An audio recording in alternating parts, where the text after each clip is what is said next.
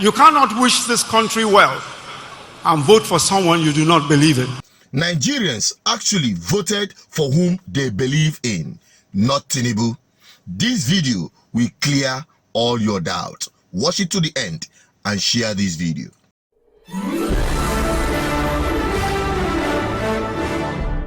You're welcome back again. This is BVI Channel 1, where we bring to you an insight, undiluted truth to what is happening, especially as it surrounds the charade of an election conducted this year by INEC.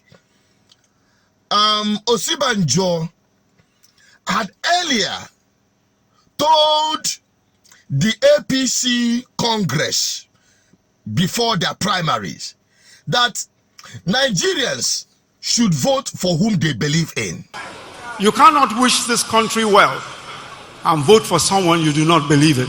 And I must tell you, the outcome of the presidential election shows that Nigerians came out massively to vote for P2B and Dati, upon whom they believe in so much. But INEC upturned it and announced Tinubu as their president-select. You think you've had it all?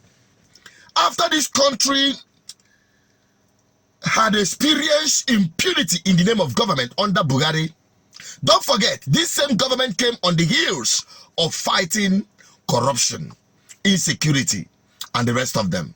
Now, you want to hear the corruption that had happened under Buhari's nose and Osibanjo's watch. Listen attentively to Osibanjo. A few weeks to elections, the sum of $292 million in cash was taken out of the Nigerian Treasury. For 2 weeks after that, the Central Bank of Nigeria did not have cash dollars. 2 weeks after that. Let's just take $100 million of that. Today, that would be about 36 billion. The trader money program that we're doing, where we're giving loans to 2 million petty traders, is just 20 billion. That is one withdrawal. That's one withdrawal from the Treasury of Nigeria. Another day, 60 billion Naira this time is withdrawn. 60 billion. Three Nigerians did what is called the strategic alliance contracts. What was lost, what was taken away and never returned, and we're still pursuing them all over the place, all over the world, was almost $3 billion. How much is $3 billion? Our entire external reserves is 40 billion today. When we started, it was 28 billion. If somebody makes away with $3 billion, how do you then not expect that people will be poor? How do you not then expect that we'll not have enough to fund education, to fund infrastructure, to fund power? You know, sometimes I get so emotional about this issue of corruption and so irritated that the same individuals who robbed this nation can come back and tell us that, oh, we are the people who can fix it. I think we're dealing with an outrage. That is it. That is the thing you can get from a party, from a set of political criminals, irresponsible ones for that matter, under APC. And you can't doubt what Osibanjo tells you, because under his office, the economy of this country is being, overseen. Yes. He has shown you right under his nose. Look at him crying like a baby that is incapacitated to fight corruption. Because according to him, they knew the people that were giving that billions of dollars. They knew the people that were giving that huge amount of dollars, millions of dollars. And it had never been recovered. Why couldn't the same government go after them? The same way EFCC is pursuing small boys on the street in the name of 419, internet fraud, and the rest of them. Whereas the ones that are being committed by political criminals in this country is far worse. Just recently, David Hundeyin, whom had become a nightmare for politicians in Nigeria, corrupt politicians, especially in APC. Release a video, a post. Let me just keep it that way. That Tinubu's children, you can imagine, acquiring these properties. Unemployed youth, so youths that are not working, and the one that is semi-employed. Their only source of wealth is because their father is a politician and the president-select of INEC. Trailing the Bloomberg investigation that linked Sheyi Tinubu, son of Nigeria's president-elect Bola Ahmed Tinubu, to the purchase of a fraud-tainted $10.8 million property in the United Kingdom.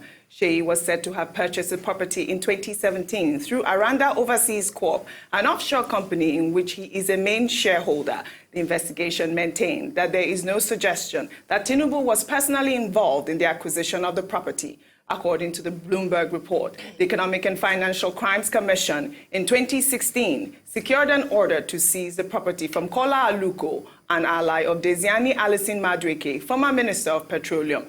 Interestingly, the forfeiture order was still in force when Tinubu's son bought the house out of receivership. Well, let's take some reactions. This is from Fishayo Swombo, who wrote, in 2020, Alpha Beta's MD said in a writ of summons that 500 million naira was diverted to Starcom's Aranda Resources. We now know Tinubu's son, Sheyi, is its main shareholder.